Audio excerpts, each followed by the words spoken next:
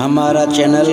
فیضان پنجتن کو سبسکرائب کریں، لائک کریں،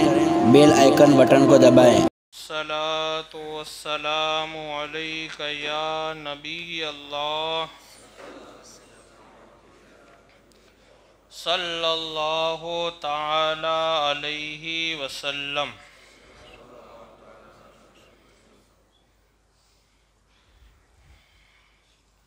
حضرت ابو ہریرہ رضی اللہ تعالی عنہ سے روایت ہے کہ رسول پاک صاحب الاولاق صلی اللہ تعالی علیہ وسلم نے فرمایا، جو شخص صبح کو اول دن میں یا آخر دن میں مسجد کو گیا تو اللہ تعالیٰ اس کی مہمانی جنت میں کرے گا۔ صبح کے وقت یا آخر دن میں جس وقت بھی وہ مسجد میں گیا ہو۔ یہ بخاری شریف کی حدیث پاک ہے۔ اب اس سے مراد صبح کو اول دن میں یا آخر دن میں، اس سے مراد نماز فجر ہے اور نماز عشاء، کیونکہ یہ دونوں نمازیں بہت اہمیت والی ہوتی، تمام نمازیں اہمیت والی ہے، کوئی بھی نماز کی اہمیت کم نہیں ہے، لیکن ادائیگی کے اعتبار سے صبح میں فجر کی نماز کے لیے لوگ سوتے ہیں اور اس وقت اپنی نیند کو قربان کر کے آنا یہ تھوڑا مشکل ہوتا ہے بندے کے لیے۔ اور رات کے وقت جو نماز کا وقت ہوتا ہے جیسے عشاء کی نماز، تو اس وقت لوگ کھانا وغیرہ کھا لیتے ہیں اور پھر سستی کی وجہ سے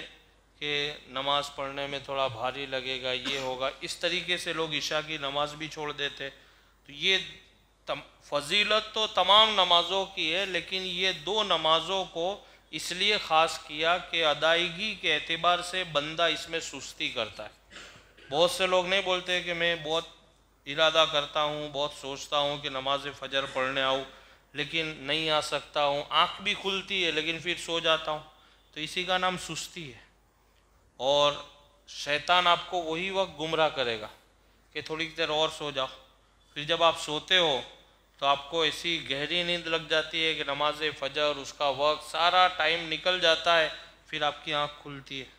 پھر ہم اور آپ کہتے ہیں یار فجر کی نماز کا ٹائم چلا گیا، کیا کرے وہ کرے۔ حالانکہ ہونا یہ چاہیے کہ جس وقت فجر کی اذان کے وقت یا اذان کے کچھ دیر کے بعد جیسے ہی آپ کی آنکھ کھلی تھی، اسی وقت فوراً آپ کو نماز کے لیے آ جانا چاہیے تھا۔ میرے پیارے آقا صلی اللہ علیہ وسلم کے پیارے دیوانوں، عام طور پر یہ دونوں وقت آرام کے ہوتے ہیں۔ صاحب کتاب نے بھی اس کا خلاصہ کیا ہے کہ عام طور پر یہ دونوں وقت، صبح کا وقت اور شام کا آخری دن کا جو آخری وقت ہوتا ہے وہ آرام کے ہوتے ہیں۔ ایسے میں بندہ اپنی پیاری نیند قربان کر کے اپنے گھر کے بجائے اللہ کے گھر کو ترجیح دیتا ہے، یعنی کہ نہیں مجھے اپنے گھر میں نہیں رہنا اس ٹائم، بلکہ اللہ کے گھر میں جانا ہے، نماز ادا کرنی ہے۔ تو بندہ اپنے گھر کے بجائے اللہ تعالیٰ کے گھر کو ترجیح دیتا ہے، تو وہ کریم بھی اپنی شان کے مطابق اجر عطا فرماتا ہے۔ اللہ تعالیٰ اپنے بندے کو بھی ایسا اجر عطا فرماتا ہے کہ میرا بندہ اس کا گھر چھوڑ کے میرے گھر میں آئے تو اللہ اس کو اپنی شان کے مطابق اجر عطا فرماتا ہے۔ یعنی جنت میں مہمانی کا وعدہ فرماتا ہے کہ جنت میں تمہیں جنت میں داخل کروں گا اور جنت میں تمہاری اعلیٰ طریقے پر تمہاری مہمان نوازی کی جائے گی۔ سبحان اللہ، میرا کریم جب مہمان نوازی فرمائے گا تو اس وقت کیا شان ہوگی کہ جب اللہ تعالیٰ ایک بندے کو نوازتا ہے دنیا میں، امیری رئیسی جب عطا کرتا ہے، مالداری، اور پھر اگر ہم اس بندے کے گھر کبھی مہمان بن کے جاتے ہیں تو وہ ہماری مہمان نوازی کیسی کرتا ہے؟ ہوتا ہے نا، ہم بولتے ہیں نا کہ یار فلاں آدمی کے گھر جاتے ہیں تو بہت اچھی طریقے سے مہمان نوازی کرتا ہے اور اعلیٰ سے اعلیٰ دسترخوان ہوتا ہے اور طرح طرح کے لذیذ کھانے ہوتے ہیں۔ تو جب ایک بندے کو اللہ نوازتا ہے اور وہ مہمان نوازی ایسی کرتا ہے کہ ہم اس کی تعریف کرتے ہیں، لیکن جب خود اللہ مہمان نوازی کرے گا تو وہ کیا شان ہوگی، آپ اندازہ لگا سکتے ہیں کہ جب بندہ اس طریقے سے کر رہا ہے تو اس بندے کو نوازنے والا رب اپنے بندے کی مہمان نوازی جنت میں کیسی فرمائے گا۔ تو کہتے ہیں کہ حضرت ابو سعید خدری رضی اللہ تعالیٰ عنہ سے مروی ہے کہ رسول کائنات صلی اللہ تعالیٰ علیہ وسلم کا ارشاد ہے کہ جب تم کسی ایسے آدمی کو دیکھو جو مسجد میں آنے کا عادی ہو، عادی کا مطلب جس کی عادت ہو، ہمیشہ ریگولر وہ مسجد میں آتا ہو نماز کے لیے، سرکار علیہ السلام فرماتے ہیں کہ جب تم ایسے آدمی کو دیکھو کہ جو مسجد میں آنے کا عادی ہو، یعنی اس کی عادت ہو، تو اس کے ایمان کی گواہی دے دو۔ یعنی سرکار نے فرمایا کہ وہ اپنے ایمان میں مکمل ہے۔ اور سب سے بڑی سعادت یہ ہے کہ جس بندے کو اللہ اپنے گھر میں بلائے، یہ بہت بڑی سعادت ہے۔ اس لیے کہا جاتا ہے روایات کے مطابق کہ جب اللہ تعالیٰ کسی بندے سے ناراض ہوتا ہے، بار بار میں نے یہ روایت آپ کو بتائی ہے کہ جب اللہ تعالیٰ کسی بندے سے ناراض ہوتا ہے تو اس کی دولت، اس کا رتبہ، اس کی عزت، اس کی شہرت، اس کی جاہ و جلالی، اس کا کاروبار، اس کا گھر نہیں چھینتا ہے، بلکہ اس کے پیشانی سے سجدے کی توفیق کو وہ چھین لیتا ہے۔ اور یوں یہ بولنا اور سننا بہت آسان، لیکن یوں دیکھنے جاؤ تو یہ بہت بڑی بد نصیبی ہے کہ اللہ پاک ہمیں اور آپ کو اپنے گھر میں نہ بلائے اور اس کی بارگاہ میں جھکنے کی ہمیں توفیق نہ ہو۔ اس سے بڑی اور بد نصیبی کیا؟ خوش نصیبی یہ ہے کہ اللہ تعالیٰ ہمیں اور آپ کو مسجد میں بلاتا ہے، مہمان بناتا ہے اور سجدے کی توفیق عطا فرماتا ہے۔ یہ اللہ کی رضامندی کی نشانی۔ بہت سارے لوگ کبھی کبھی جب بہت پریشان ہو جاتے تو لوگوں کے سامنے شکوہ کرتے ہیں کہ وہ آدمی نماز بھی نہیں پڑھتا ہے، وہ کبھی قرآن کی تلاوت بھی نہیں کرتا ہے، کبھی مسجد میں آتا بھی نہیں ہے، یہاں تک کہ وہ حرام کا کاروبار بھی کر رہا ہے، لیکن وہ کبھی دکھی نہیں ہوتا ہے، اس کا خوب کاروبار چل رہا ہے، کبھی ایک روپیہ کی بھی کمی نہیں۔ تو یہ ہمارا ذہن ہے کہ بھئی آدمی جب گناہ کرے تو اللہ اس کو دولت چھین لیتا ہے، اس کی شہرت، لیکن ایسا نہیں ہے۔ وہ تو اس کو ملنا ہے جو اس کا مقدر، اس کو اللہ نے جیسے نوازنا ہے، اللہ کا جو نظام ہے، اللہ کی جو حکمت ہے، اس کو ملتی رہے گی۔ لیکن سب سے بڑی اللہ کی رضامندی یہ ہے کہ آپ مسجد میں آ رہے ہیں،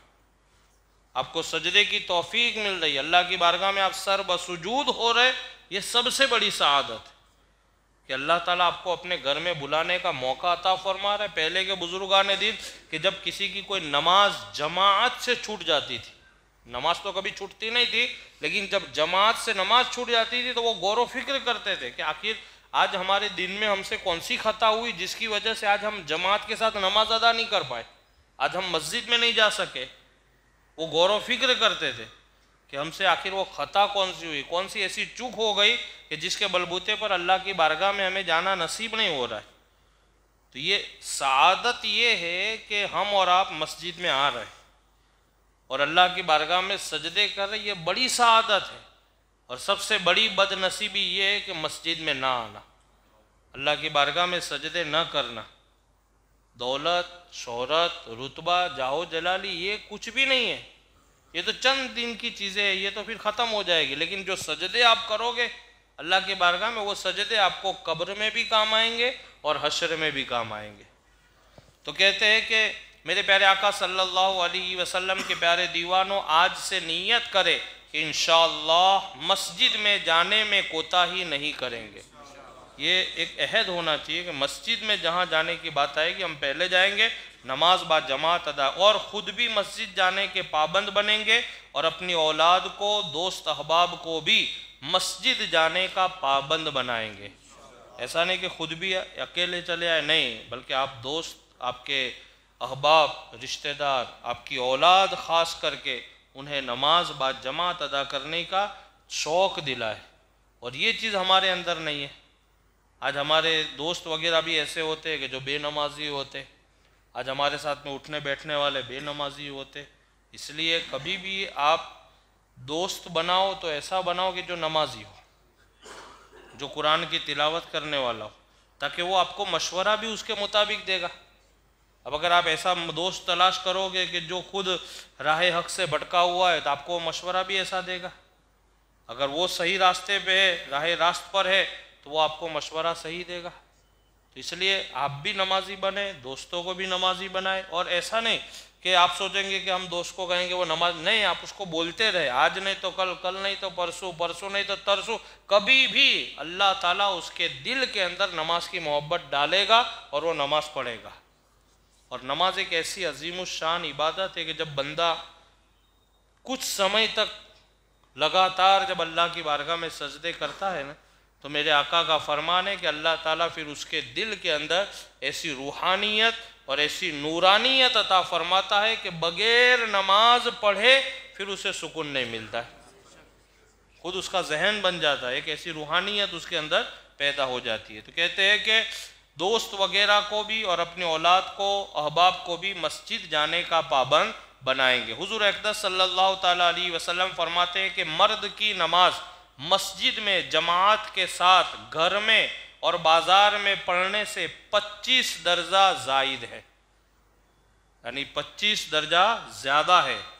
اگر آپ جماعت کے ساتھ نماز ادا کریں۔ اور یوں ہی ہے کہ جب اچھی طرح وضو کر کے مسجد کے لیے نکلا تو جو قدم چلتا ہے اس سے درجہ بلند ہوتا ہے اور گناہ مٹتا ہے، اور جب نماز پڑھتا ہے تو فرشتے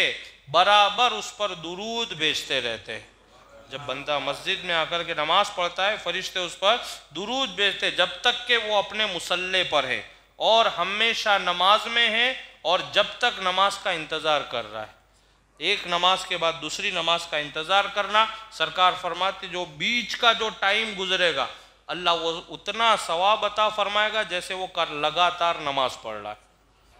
تو لہٰذا چاہیے کہ نماز کی پابندی کرے،